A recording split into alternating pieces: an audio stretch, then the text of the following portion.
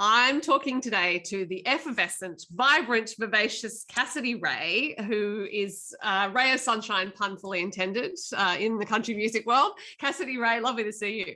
Lovely to see you. What a beautiful description. I feel like, thank goodness I'm in a big room, because otherwise my head wouldn't be able to fit through doorways anymore. You're quite allowed to have a swollen head. You deserve it. Now, your new single is called Damn It Feels Right. And I was wondering if you could tell me the inspiration behind the song. Yeah, well, I always find myself in this music room drawn to my guitar or my piano. I have a guitar here. And I'm constantly creating and drawing on life experiences or stories that have come into my life. And I love writing about love, and I'm fascinated about relationships and connections. And one evening I found myself thinking about these words of like, come on, come on, come on. And I was drawn to the keyboard, and within about an hour and a half, I was filming myself on my phone going like, this is the 9th time I'm now playing this song the whole way through. It feels great. And it was about that moment, that pin drop moment when you first lock eyes on somebody and you're just like, your heart just starts to race and the butterflies all make haste and just, damn, it feels right. But it doesn't even have to be about like relationships, because for me, I'm single as a Pringle, very happily single as a Pringle, not ready to mingle, thoroughly loving the relationship I'm building with friends, because I can't call them fans, all around the world, thoroughly enjoying delving into music as much as possible. So for me, it's that moment when you're like sitting at a restaurant and you know that the food you're about to eat is just divine. Like you've had it there before, you know you're about to get like the best plate of food. And then you lock eyes on the waiter and they lock eyes on you and they're holding your plate of food, and the heart starts to race and the butterflies make taste and the tongue, and you can just feel it all salivating. And you're like, damn, this feels right. And I love that moment. I think we all love that moment. And now you're putting it that way. It's like, yeah, I love that moment as well. Right, damn, yeah. It just feels right. And you just want, it's that moment that you just want to freeze in time. Well, not really. When the waiter's coming to you, you're kind of just like, oh my gosh, just get here quicker, like fast forward. But it's that moment that you're just like standing in the middle of a park with your family and your friends, and you stop and actually look at this moment almost like from this ghostly third perspective, and you're like, oh my gosh, this is an amazing moment. And it's that, I wish we were in the good times and we knew we were in the good times, rather than leaving the good times going, oh, that was the good times, I loved that moment. It's like this song is just freeze framing that moment in time, going, this is this beautiful, perfect moment, and damn, it does feel right, and let's just enjoy that and feel utter exuberant joy. But you do write some quite serious songs and cover some serious subject matter, but you are also an expert at writing songs that I think really do celebrate moments in life. Like it's not even the big arc of saying, oh, you have to have this amazing story. Like the song Amazing is just about appreciating someone for doing something, not necessarily romantically or anything like that. So I'm wondering at which point in your life you started appreciating moments, because it's often a realization that people get to either later in life or after something has happened to them that makes them really stop and think, you know what, I'm not going to plan too far ahead. I'm not going to dwell on the past. I'm going to live now. That's a really interesting question. When I was younger, I was a part of the Australian Girls Choir, and I was so fortunate to have traveled the world and have sung for the Pope in Rome, at the Vatican, at his church mass, or traveled down to sing for President Barack Obama in Canberra. But while those moments, I go, oh my gosh, pinch me moments, I call them. They're these, like, you just live in the present. I was actually just ended a relationship and hopped on a cruise ship for the very first time, and found myself in the middle of the ocean, on the middle of a ship with nobody I knew, far away from my family and my friends, completely on this new adventure, falling in love with the ocean and getting a whole new experience of life that I never thought would be possible.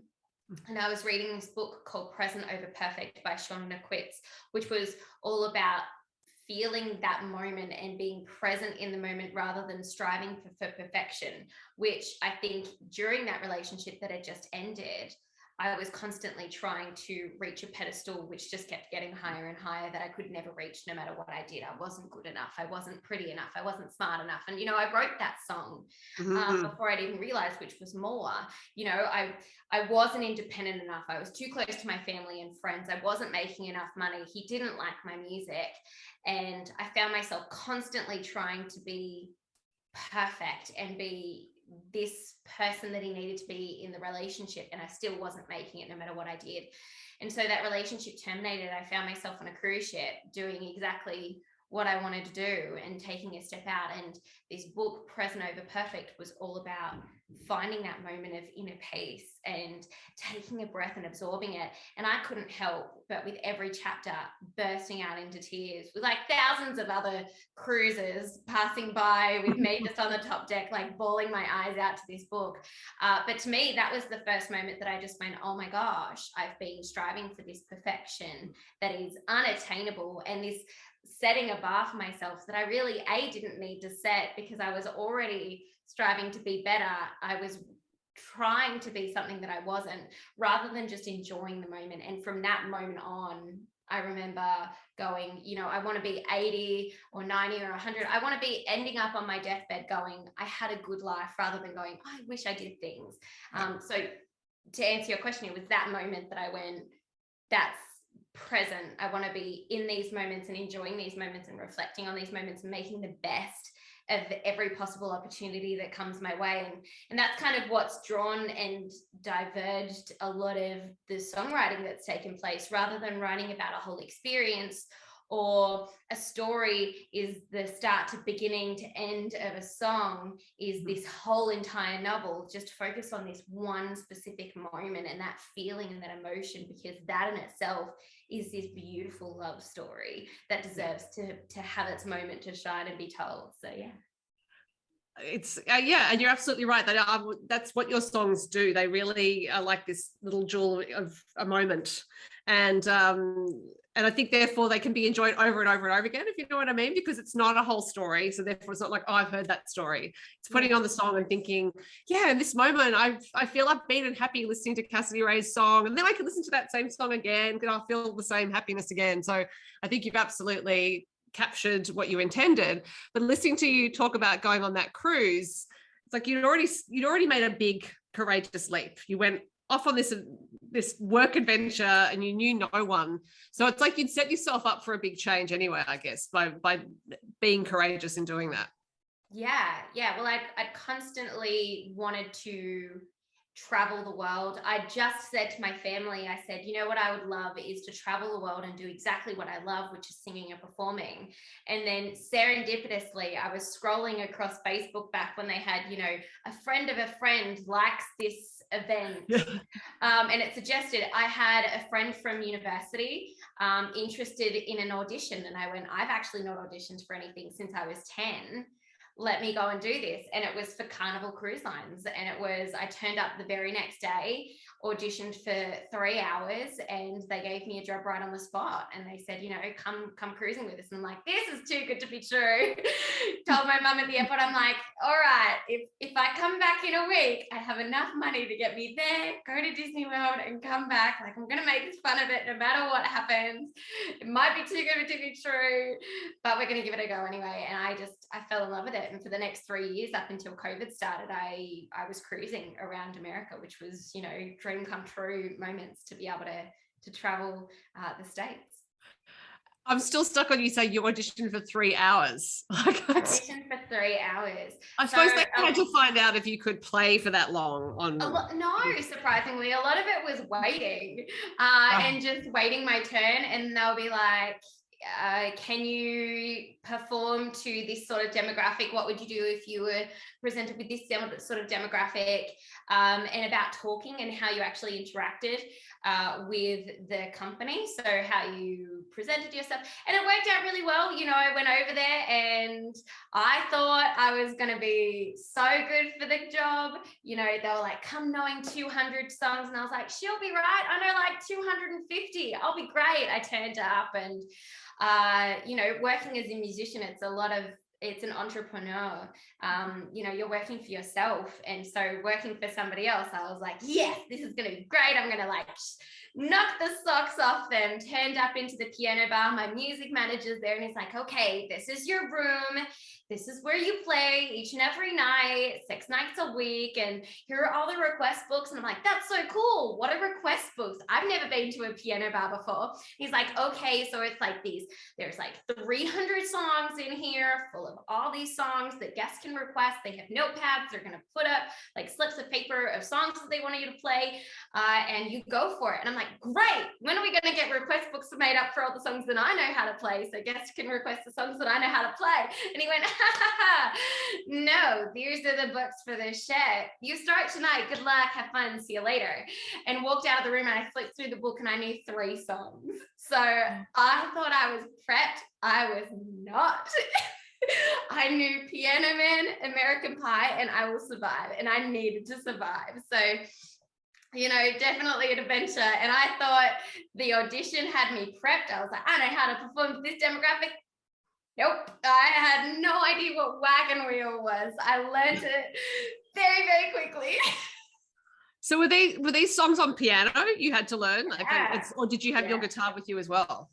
Oh, at that time, starting out, I actually didn't know how to play guitar. It was until I went to New Orleans in Louisiana that I went, you know, I'm on a cruise ship. I might as well learn how to play guitar in my downtime. And so I bought myself my very first baby guitar because my fingers couldn't fit around the neck of the bigger guitars at the time. And I learned how to play guitar there and took it home. And then COVID happened. The day that I was meant to leave the ships from Australia to go to Hawaii. I was so excited. Hawaii was like this far away.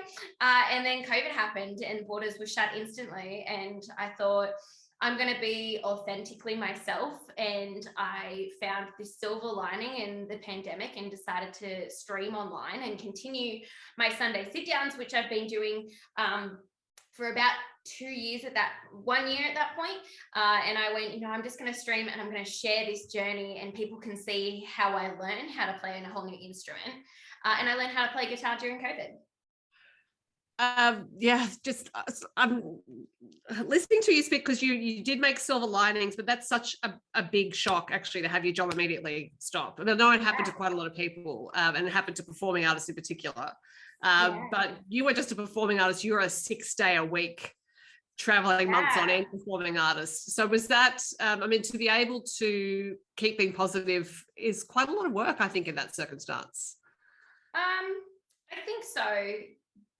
Again, after reading about being present in the moment, and being brought up in such a loving family that I have been fortunate to grow up in, my family is always about focusing on the brighter side of life, focusing on the positives, focusing on outcomes. And I was performing a lot, so I loved traveling. The biggest shock to me wasn't just, you know, the stop of work, but it was actually the stop of living. Like I had my bags packed because I was leaving home for another 3 months. So I didn't have a place to live because I was going that next day.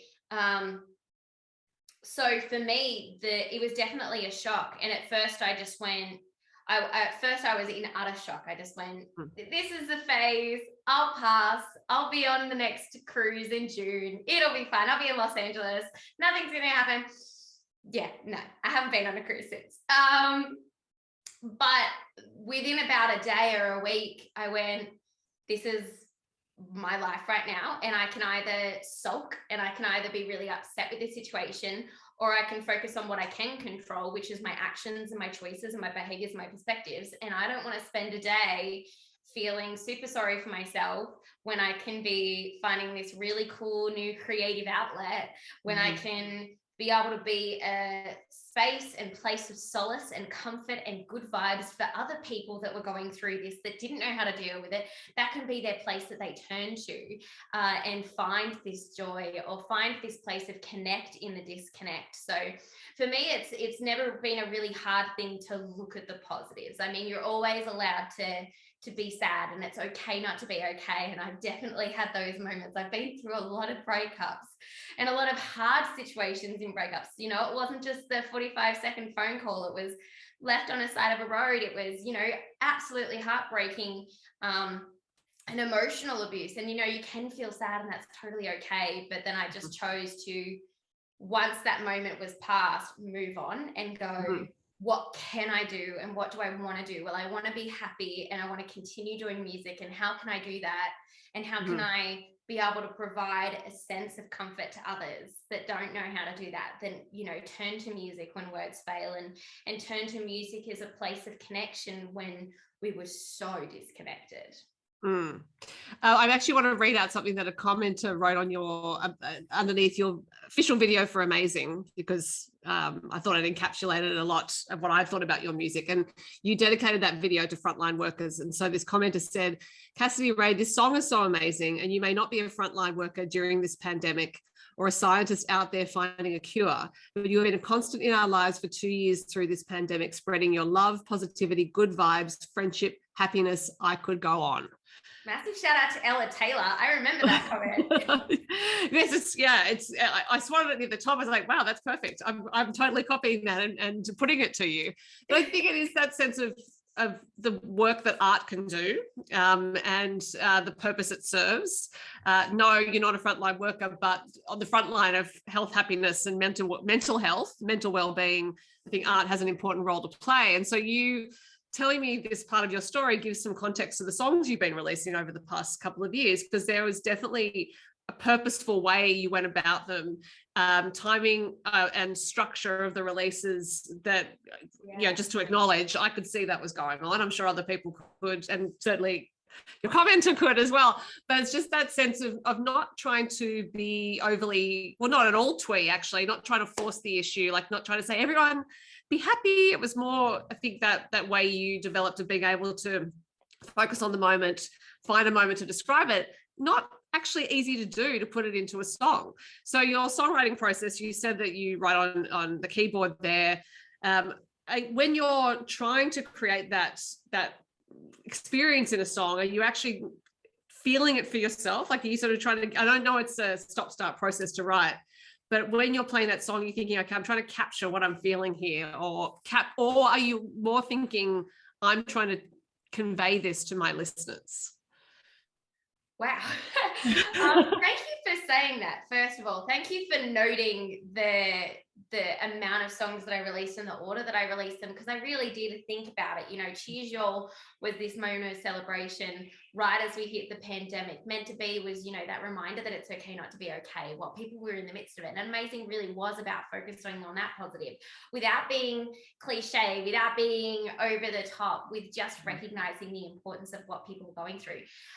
For me, songwriting has always been instinctual. So if I'm in the car driving, I remember I was driving home from Tamworth in January, and I wrote a song in the car. So it was a 5-hour drive. I had no piano, no guitar, just me and my voice recordings, re-singing it over and over and over again until I had the song.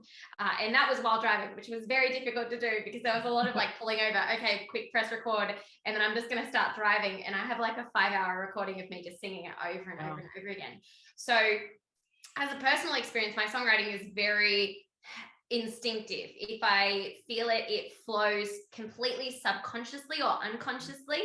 And before I know it, the song is actually completely written, and I go, oh my gosh, let's like stop and reflect and go, what on earth that song is about. That was actually what happened with Meant to Be. That's what happened with More. When I stopped and looked at the song, especially with More, my partner at the time was like, you know, that's about me. And I was like, no, it isn't. It was very much about him, and he heard that before I'd even heard it myself. So I kind of just turn up to the piano and the guitar, and the words flow out of me. So it is very much pieces of my heart and pieces of my soul. And of course, you know, I'll be, during the day, I'll be like, oh, this is like a cool tune, I'm just going to record it for a later date. But it's when all of it comes together, it all comes flowing out all at once without me stopping. So it's never really a stop-start process, but all of it is definitely my feelings, and my emotions are very much attached to these songs, which is why I say these are pieces of my heart. You know, they're not just pieces of my heart, but pieces of me. They're little pies of my soul and personality traits that I like to emphasize, I like to focus on. And, you know,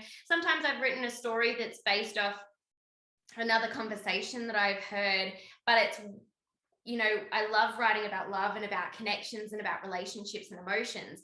And so if I've overheard a story when I was playing piano on a cruise ship, I go, you know, what if I step into that moment for a brief second and live their life? What would be that emotion? What would I be reacting to? What would be my response? What would happen? And what if? And then I start writing songs based off that. So a lot of these are definitely all my emotions. And also, you telling me about when you did that audition for Carnival Cruise Line, and they've said this particular demographic, how would you perform to them? That tells me a lot about how you've now reached this point where you are interacting with so many different fans, because you have 90,000 followers, I think, across your platforms, and you've started on TikTok. I saw, you know, between Instagram, Facebook, YouTube, but you're now on TikTok, and clearly you are open to connecting with fans, but also you appear to really enjoy it. And I wonder, I'm presuming actually that experience you had for 3 years where you had to shift and change according to who was in front of you has lent itself to you being able to show up and perform on Facebook or Instagram, which is actually tricky, I think, because you're performing to a camera. There are not people there, but still you feel that connection, it seems.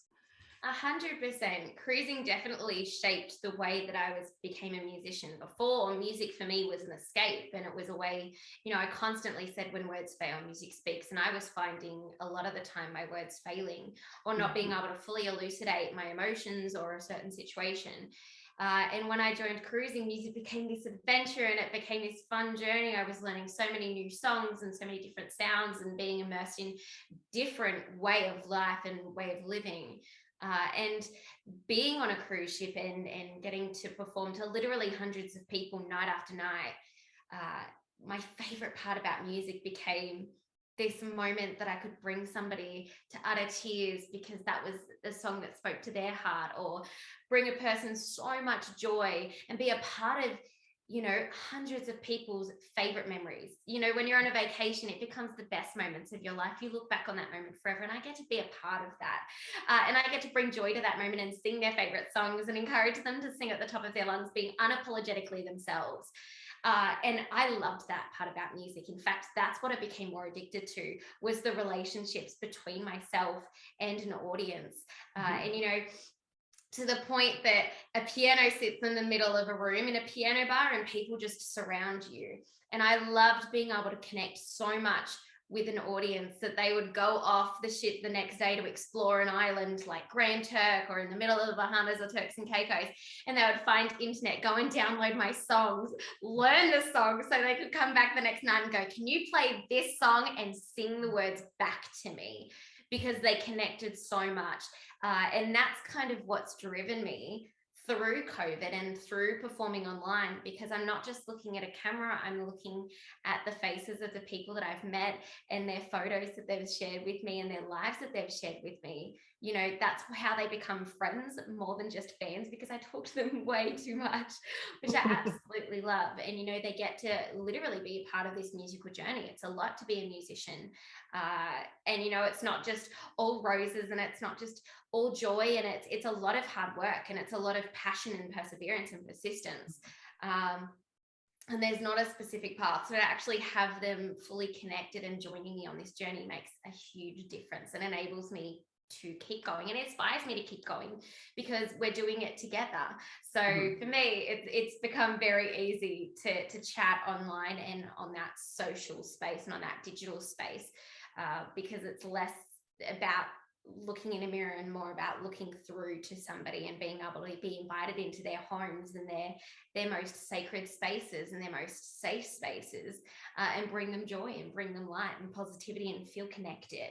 Well, and you're great at it. Like social media is a very hard skill. You are great at it, but I can see it's because you're coming from a place of taking them seriously, and there's always that balance. I think it's absolutely fine and right to take oneself seriously, because then you can be joyful and playful and all those sorts of things. I think when we don't take ourselves seriously enough is when it can all get a bit messy, basically. Yeah. I think you feel that responsibility to them, not just as an entertainer, but it's almost like pastoral care. I don't like that term pastoral care where it's, as I said, the responsibility of art, or the role of art and the importance of art is to take care of people. And I think what you're saying to me, or what I'm gleaning from what you're saying, is you take that responsibility seriously to take care of people.